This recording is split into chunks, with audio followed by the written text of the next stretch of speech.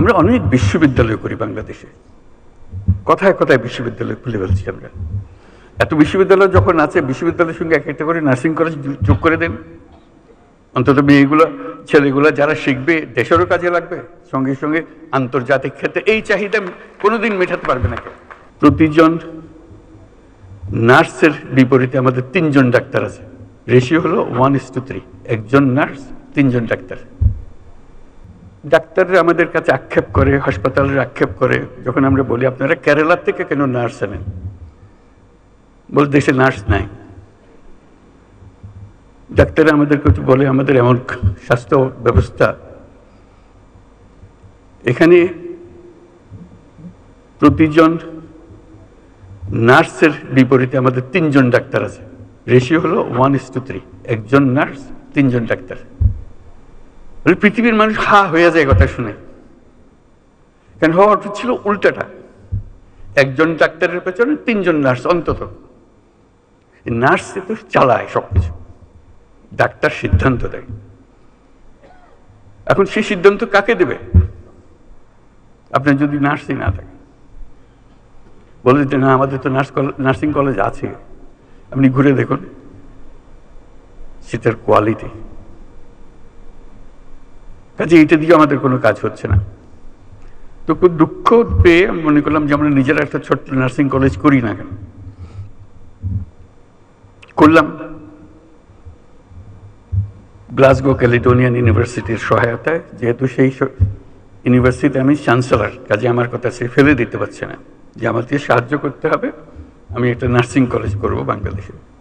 পুরোপুরি সাহায্য করলাম এবং চমৎকার একটা নার্সিং কলেজ তৈরি হলো। মাত্র 40 জন মেয়ে নিয়ে আমরা শুরু করেছিলাম, গ্রামীণ ব্যাংকের মেয়ে, পরিবারের মেয়ে, যাতে গরিব ঘরের মেয়ে। আমরা নার্সিং যখন বানাবো অন্যদের দেবো কেন, গরিব ঘরের মেয়েদের দেবো। সে ইংরেজির একটা অক্ষর সে বলতে পারে না, কোনো রকমের লেখাপড়া শিখেছে, আমরা তাকে দিলাম।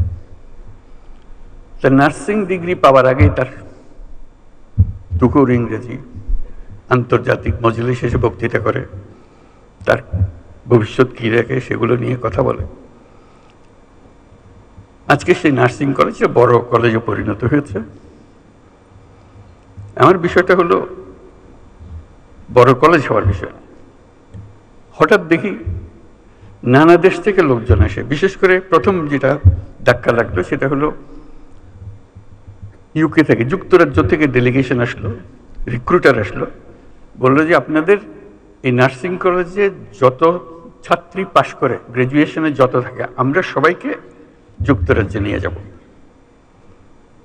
আপনাদেরকে অফার দিলাম, আপনারা কি কি চান সব আমাদেরকে বলেন, আমরা সেটা পরিপূর্ণ করব। আমি অবাক হয়ে গেলাম, আমরা তো যুক্তরাজ্যে পাঠানোর জন্য নার্স বানাচ্ছি না এখানে। তবু বুঝতে চেষ্টা করলাম, বলে আমাদের নার্সের ভীষণ অভাব, যেখান থেকে বাড়ি আমাদের উপর হুকুম হয়েছে নার্স জোগাড় করতে হবে এবং আমাদের তালিকায় আপনাদের নামও আছে। তা আমরা আপনাদের কাছে এসেছি, আপনাদের এন্টায়ার ক্লাস, আমাদের আর কোনো পরীক্ষা দিতে হবে না, কিছু দিতে হবে না, শুধু আপনারা সার্টিফিকেট দেবেন, আমরা নিয়ে যাব।